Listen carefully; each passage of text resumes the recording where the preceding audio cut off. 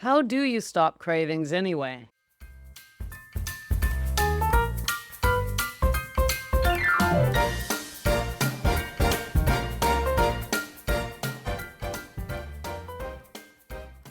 Hello, gals, and welcome to Sobriety Snippets for Ambitious Women Over 40, helping you put down the wine and pick up conscious, happy living. I'm Becca Jacobson, and this is what we call a snippet. Today, we're going to talk about cravings. Cravings! Oh my God, I'm craving a drink.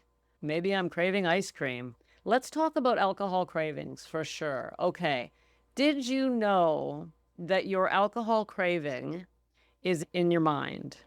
You probably do know that, with the exception of when you're drinking. Now, when you're drinking, your craving is in your body and in your mind. Then you're in trouble. Then you got a double whammy going. I know for me, any alcoholic or any person with alcohol use disorder knows that the minute we have a drink, we want more. That's all we know, is that I need more alcohol. That's it. I could be laying under the table puking, and all I'm thinking is, where am I going to get my next drink from? That is what the disease is. That is not normal, kids. That is weird behavior. But that's what it's like, isn't it? All we know is that when we get alcohol in our system, something clicks and it creates a craving for us. Now, medical science doesn't know why. They also don't know why it only happens to about 10% of us. But there it is. That's what happens to us. We put alcohol in our body and we want more. However, when we don't have alcohol in our bodies, the craving is not physical. It's between our ears. We're still craving it. We get triggered. We want a drink, but it's not physical. It's a different feeling. And I know because, hello, lived it for over 30 years. So let's talk about that craving. I mean, the physical craving is easy to fix. Don't have a drink and you won't crave alcohol. I mean, it's that simple. Or is it? No, it's not, because unfortunately, when we're not drinking, we crave it mentally. And that's what I want to talk about today. That mental craving. The idea strikes, the idea hits, I need a drink. And then most of us, unless we're recovered, that thought right there grabs us. And we are doomed if we don't have some way to stop that. That's the craving. That's the moment of time. That's the moment in time that will get us if we don't have a backup plan. Here's what I want you to know that I did not know, that I discovered afterwards, that I wish I had known. If you don't give in to that thought, it passes very quickly. Now, it won't really pass away on its own. It'll keep nagging you. But if you interrupt the pattern, in other words, you're going along, something triggers you, or you just get the thought, because, for me, I didn't have to be triggered. Just the thought would come. I need a drink, or it's time for a drink, or whatever the words were, the thought in my mind. My next response to that was always to go and get a drink. I didn't know that if I could stop in that moment and just turn my attention elsewhere and change direction, as we want to interrupt the pattern both physically and mentally. So that is why I gave you the pickup strategy a few weeks back. And I'll go through that again briefly here. I won't go through it in great detail. For the regular listeners, if you're new, I'll go through it briefly. The pickup is P, we pause. So that's the interruption. We pause. When we get that thought, we stop dead in our tracks. The I is inhale, meaning we take 3 deep, slow breaths. Those two things alone are enough to break the pattern and interrupt the trigger, interrupt the craving.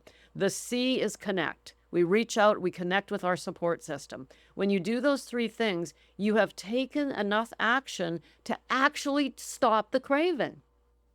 That's all it takes. Nobody told me. Why didn't somebody tell me? You know why? Because they didn't know. Nobody I ever talked to knew. Nobody knew. They didn't know. Most of the people I talked to weren't alcoholics. They were counselors or doctors or whatever. They didn't know. They would just say to me, well, don't drink when you got a craving. And I'm like, what are you talking about? When I need a drink, I need a drink. That's all I know. Nobody told me. Anyway, you really can. If you have the desire to quit drinking, and you're determined, that is enough. It really is. It'll distract you. It'll distract you from the craving. So you're triggered, you get the craving, the thought comes, I need a drink. Interrupt the pattern by stopping or turning, twisting, moving, just turning, changing direction physically. And then pause and close your eyes, take a few deep breaths, and then reach out to your support system. Now, of course, this all presupposes that you have a support system, which, as you know by now, if you know me, I argue that without one, you're doomed. What are you going to do? Try and talk yourself out of it? That never works. If we could talk ourselves out of a drink, we wouldn't be alcoholic. Like, we're caught in this loop. We're caught in this little never-ending loop. I need a drink. I need a drink. I'm going to drink. We need someone else to help us interrupt the pattern, and we cannot expect to just pause and breathe and it'll go away. It might work once or twice, but sooner or later you're going to drink. So we get a support system on board so that we can reach out in that moment, have a conversation with someone, get into a text with someone, a chat, whatever. It doesn't take much. And then we're distracted enough that the moment passes and our sanity returns and we can say, you know what? I'm not going to have a drink right now. It's gone. It passes by. Now, in the beginning, you might have to do that many times. You might have to do it every day. Maybe you got to do it even more than once a day. But I'm here to tell you from experience that it doesn't take long before the time between those triggers, those cravings gets longer and longer, and you get stronger and stronger, and you start, and there it is. But you just have to have the courage in the beginning to step up. Do the pickup, have your support system in place, and you can beat cravings. You can move past them. You can say no. So there it is, kids. That's how to overcome a craving. Stop it dead in its tracks. Get your support system all lined up. If you don't have one, join the sober living community. That's why we're there. I'm in that community, and if anyone were to come in for a pickup, you can guaranteed I will be there for you. Hopefully others will too. Now, I don't see any reason why not, because you know what? Part of your overcoming those cravings would be to step up if somebody else was in the middle of one. If you saw somebody in that community saying, oh my God, I feel like having a drink, what would you do? I'm sure you would send them a message back saying, I'm here for you. You don't have to drink in this moment. I know how you feel. I've been there. Just say something. That's what the community's for anyway. So if you need your support system, you don't have it yet, I've created one for you, the Sober Living Community. The link is in the show notes. There's really no excuse now to be on our own succumbing to cravings when we have this much support available. If you want to quit drinking, you can. Thanks for popping in. Be sure to come back next time so I can keep your head on straight. Sending you buckets of love.